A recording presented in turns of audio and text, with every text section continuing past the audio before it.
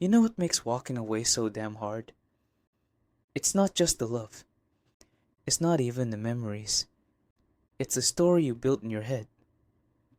The version of the relationship you wished existed, Ninny, or the one that actually did.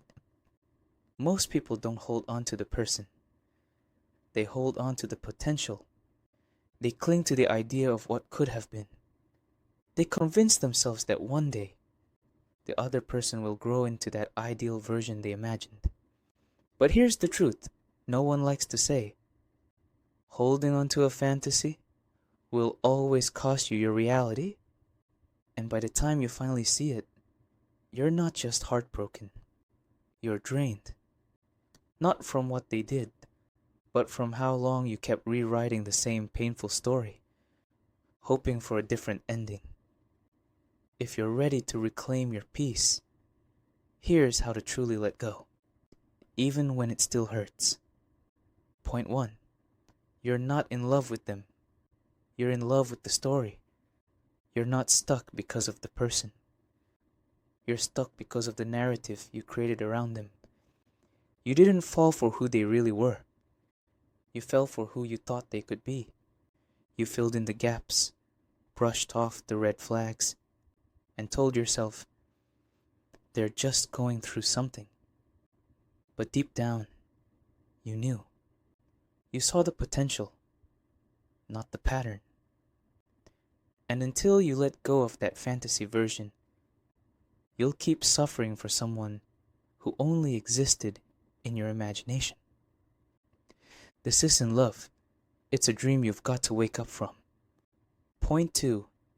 You're waiting for closure that's never coming. Some people will hurt you and then walk away like nothing happened.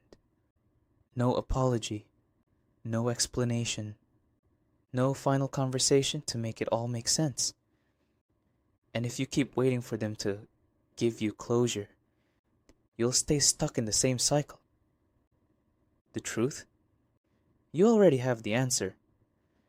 They gave it to you when they stopped showing up, when they pulled away, when they chose pride over effort. Closure isn't something they hand you. It's something you create when you finally say, this is enough. Point 3. Stop rewinding the past in your head. You ever sit there thinking, if I just said this, if I'd done that, maybe things would have been different. But the past didn't collapse because of one moment. It fell apart because you were never truly aligned. Stop being the editor of a movie that's already wrapped. Every second you spend trying to rewrite a closed chapter steals from the life you could be living now. Point 4. Love shouldn't feel like an endless test. When did love become something you have to earn? When did it turn into proving over and over again that you're enough? That's not love. That's performance. And the more you try to prove you're lovable, the more of yourself you lose in the process. Real love doesn't make you walk on eggshells. It doesn't make you feel like you're one mistake away from losing it. Sometimes, the strongest thing you can do isn't to hold on. It's to let go and stop wearing pain like a badge of honor. Point 5. Peace feels strange at first. When you finally cut off the chaos, you expect relief. But what you get is silence. And in that silence, your mind starts racing. That's normal. You're used to the noise, the drama, the mixed signals, the constant explanations. Give it time. That the quiet isn't emptiness, it's recovery. When peace becomes your new normal, you'll never go back to confusion just to feel something again. Point 6. Every time you chase, you lose a piece of yourself. Every time you double text, break your boundaries, or beg for their attention, you're not fighting for love. you're abandoning yourself. Love should never require you to shrink or mute who you are just to be kept around. If someone can't see your worth, chasing them won't change that. It'll only make you forget it. The moment you stop running after them is the moment you start finding yourself again. Point 7. You can't heal in the place that broke you.